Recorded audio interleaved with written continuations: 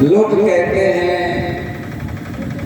कि मैं तो रोजाना भगवान को फूल माला चढ़ाता हूँ, भोग लगाता हूँ। पैसे चढ़ाए मैंने, पंडित जी बहुत बड़ा मंदिर बनवाया है अपने यहाँ। हाँ, मैंने बनवाया है वो मंदिर, बहुत रुपया लगाया उसमें मैंने, मेहनत करके। मैंने क्या बनवा सकते हो? हाँ? क्या भगवान मिल सकता है आपको? जब तक आपके दिमाग में रहेगा मैंने, जब तक मैं शब्द है, मंदिर बनवा लो, कुछ भी कर लो, कितना भी दान दे दो, भाव ही नहीं है आपके अंदर वो वाला। क्योंकि आपने तो मंदिर इसलिए बनवाया है, इतनी बड़ी पटिया लगवाई है उस पे, काले पत्थर की, उस पे स्वर्ण अक्षरों में लिखवाया है गोल्डन कलर से। हाँ, फलाने सिंह चौधरी, फलाने सिंह के पुत्र, इन्होंने इस मंदिर का निर्माण कराया इस सन में। तो वो मंदिर भगवान के लिए थोड़ी ना बनवाया आपने, फिर पटिया लगवाने के लिए बनाया क्यों दादा? तो वो लगी है। थोड़ा भाव हो कि हमने पूजा घर एक बनवाया है और हमने नहीं बनवाया, मेरे प्रभु की इच्छा थी, उनकी ऐसी कृपा हुई कि व्यवस्थाएं अपने आप बन गई और उनका एक आश्रम बन गया। एक बड़ा ही भोजन प्रेमी व्यक्ति था। राजन जी महाराज सुनाते हैं ये कथा बहुत अच्छी तरह से, कोशिश करूंगा आपको बता दें। भाई वो बहुत बड़े व्यास जी हैं, मैं कोशिश करता हूँ आप लोगों तक पहुंचे। केवल भोजन का, भोजन से प्रेम रखता था, उसे किसी चीज से मतलब नहीं था, केवल खाने को मिल जाए, खाता जाए खाता जाए खाता जाए बस। घर में सब लोग परेशान, कोई काम ही ना करता, केवल खाता। बैठ जाए खाने पे कहो बोरी की बोरी आटा खाली कर देता, उठता था। घर वाले परेशान, भाई बंधु परेशान, और वो खाता था तो ये कहते था दाने दाने पे लिखा है खाने वाले का नाम, जितना मेरा लिखा है उतना खा रहा हूँ। बोला कोई किसी का नहीं खाता है, तुम कहते हो कितना खाता है, कोई किसी का नहीं खाता है, जिसका जितना खाता है वह उतना ही तो खाता है। बोले जिसके खाते में जितना है उतना खा रहा है, इसमें क्या है, मेरे खाते में जितना मैं खा रहा हूं। घर वालों ने कहा, कहता है दाने दाने पे लिखा है खाने वाले का नाम, दाने भर खाता है। ये कह बोरे बोरे पे लिखा है खाने वाले का नाम, क्योंकि बोरे भर तो रोज खा लेता है। निकाल दिया घर से, भाइयों ने निकाल दिया। बोले इसके खाने की व्यवस्था कहां से करेंगे? चल दिया, बेचारा परेशान है। क्यों? इसके लिए परेशान नहीं है, घर छूट गया। बोले घर छूट गया वो ठीक है, लेकिन अब मुझे खिलाएगा कौन? वहाँ जो भी था, भाई थे, भाभी थी, माँ थी, कहते थे उल्टा सीधा, लेकिन खाना तो पेट भर मिलता था। क्यों दादा? अब खिलाएगा कौन? आगे बढ़े, ऐसे दौलतपुर में पहुंचे। ऐसे ही एक भगवान का आश्रम बना है, संत जन भक्त जन इकट्ठे हैं। एक मोटे ताजे महात्मा मिल गए हनुमान मंदिर पर तखत पर बैठे, खूब मोटे ताजे महात्मा। उसने देखा इस मंदिर में इतने मोटे ताजे महात्मा हैं तो यह खाने की बढ़िया व्यवस्था जरूर होगी। हाँ, क्यों? अब खाने की व्यवस्था ना हो तो हमारे जैसे होंगे, और जिनके घर में खूब व्यवस्था है तो खूब अच्छे होंगे ना। हाँ, तो वैसे ही मोटे ताजे महात्मा बैठे। जैसे ही उसने देखा भोजन प्रेमी भक्त आया, बोले बाबा आप मुझे ये बताओ, ये सेहत का राज क्या है? इतने मोटे कैसे हो रहे हो? बोले आश्रम है, यहाँ जी भर के खाओ, भंडारा चलता है। बोले इसके लिए करना क्या होगा, मुझे कैसे इसमें प्रवेश मिलेगा? बोले यहाँ दीक्षा लेनी पड़ेगी गुरु जी से, और कोई काम नहीं है, केवल गुरु दीक्षा ले लो। गुरु दीक्षा लेने के बाद राम नाम का जाप करना है और कुछ नहीं करना, कोई काम नहीं है 24 घंटे में। बोला ये तो बढ़िया व्यवस्था है, कोई काम पीना और बढ़िया खाने को मिल रहा है। राम नाम मन होगा जप लेंगे, कोई दिक्कत ना, जप लिया करेंगे जब जरूरत पड़ेगी तब। बोले हमें गुरु जी से मिलवाओ और दीक्षा दिलवाओ। बोले ठीक है चलो, ना मानते तो अंदर गए, गुरु जी से कहा गुरु जी ये शिष्य बनना चाहता है। गुरु जी ने कहा ठीक है, अगर इसका मन है राम नाम जपने का तो मैं क्यों भला इसको रोकूं? बना लो शिष्य।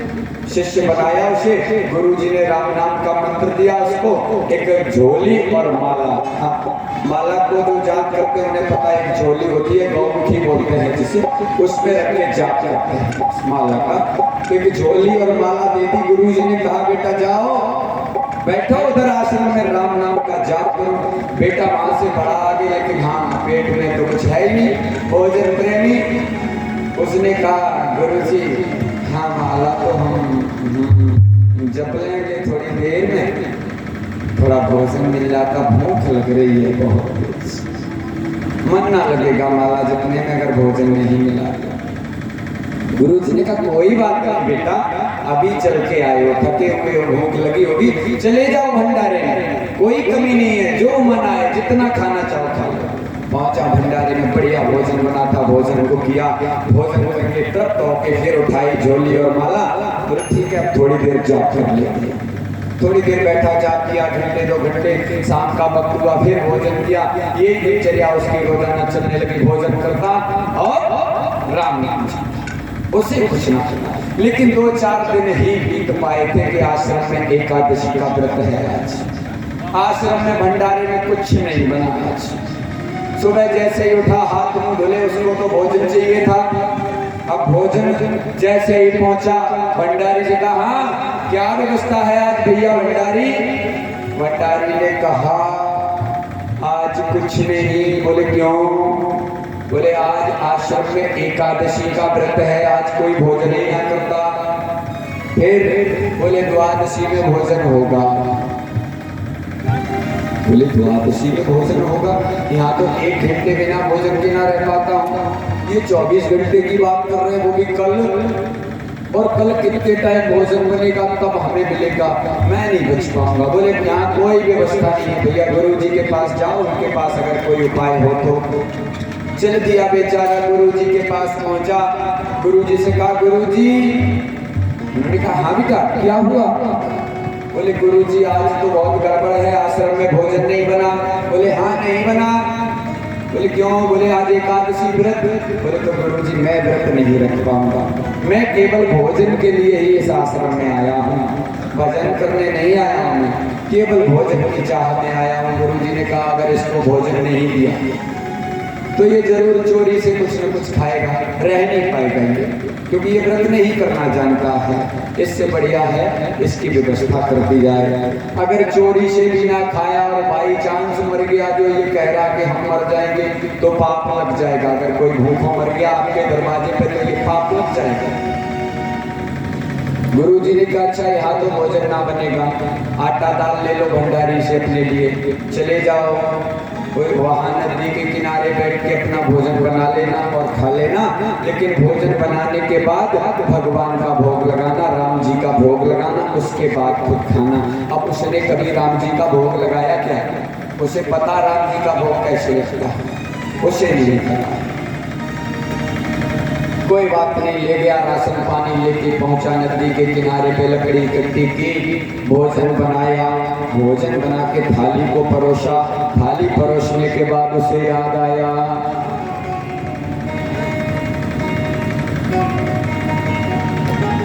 हाँ कि गुरुजी ने कहा था कि भगवान का भोग लगाना। वो उसने कहा मुझे तो पता ही ना भोग कैसे लगता, लेकिन फिर भी उसने कोशिश की। उसने कहा मेरे राम आइए, राजा राम आइए, आके भोजन का भोग लगा के। मेरे राम आइए, राजा राम आइए,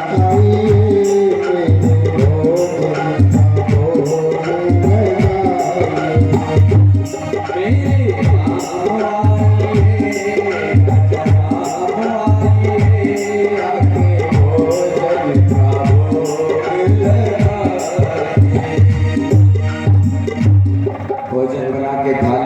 भोग मेरे राम आइए, राजा राम आइए, आके भोजन का भोग।